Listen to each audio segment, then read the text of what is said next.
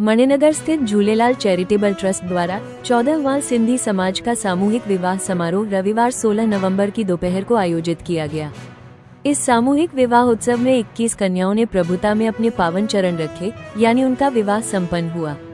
इस अवसर पर सभी 21 कन्याओं को संपूर्ण क्रियावर, शादी का आवश्यक सामान दाताओं के सहयोग से निःशुल्क भेंट किया गया, जिसे उपस्थित महानुभाव दाताओं के हाथों वितरित किया गया। रविवार 16 नवंबर को दोपहर 2 बजे से यह विवाह समारोह प्रारंभ हुआ। ये सामूहिक विवाह मणिनगर की पुरानी एलजी अस्पताल के सामने स्थित नाथालाल झगड़ा ओवरब्रिज के निकट एलजी ग्राउंड में आयोजित किया गया था। वर कन्या को आशीर्वाद देने के लिए समस्त दाता परिवार, सामूहिक विवाह समिति के सदस्यों सहित विशेष अतिथिगण भी उपस्थित रहे। समूह विवाह संपन्न होने के बाद कन्या पक्ष, वर पक्ष, आमंत्रित अतिथियों और सिंधी समाज के नागरिकों के लिए रिसेप्शन का भी आयोजन किया गया। મને પરિચય આપો। મારું નામ રાજુ લીલારામ વાસવાણી છે। મણિનગર સમૂહ લગ્ન કમિટીનો પ્રમુખ છું। શું કહેશો, સમૂહ લગ્ન યોજાયા છે, શું આયોજન છે અને કેટલા વરઘોડિયા આમાં જોડાયા છે? આ સમૂહ લગ્ન છેલ્લા 14 વર્ષથી થાય છે। 13 વર્ષથી આ 14મું વર્ષ છે। આ 14 વર્ષમાં 648 દીકરીઓ પરણાઈ છે અને દર સમૂહ લગ્નમાં આ રીતે ધામધૂમથી દીકરીઓ પરણાઈએ છે।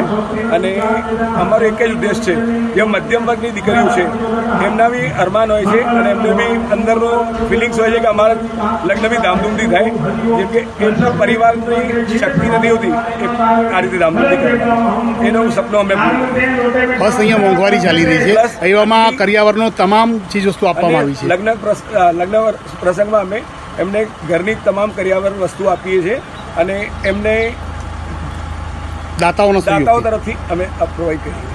વિશેષ હેતુ શું હશે આ સમૂહ લગ્નનો? વિશેષ હેતુ એ છે કે અમને ગર્વ છે કે અમે અમારા સમાજની દીકરીઓને પરણાવીએ છીએ અને અમને એનાથી આનંદ થાય છે। શું કહેશો, આયોજન પાછળ મહેનત કેટલા મહિનાઓની હતી? કઈ કઈ કમિટીએ આમાં ભાગ ભજવ્યો?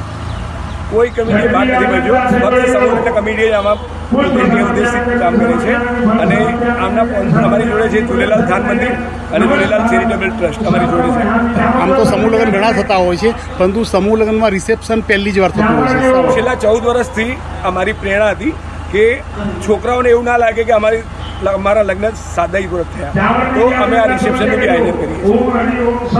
આજથી જે 14 વર્ષ પહેલાં જે વિચાર આવ્યો હતો, એ વિચાર અમલમાં મૂકવા માટે શું પ્રેરણા હતી? એ મારી મમ્મીની પ્રેરણા હતી। મારી મમ્મીએ મને કીધું હતું કે સમાજમાં આવું કાર્ય કર તો એમની દીકરીઓના આશીર્વાદ મળશે।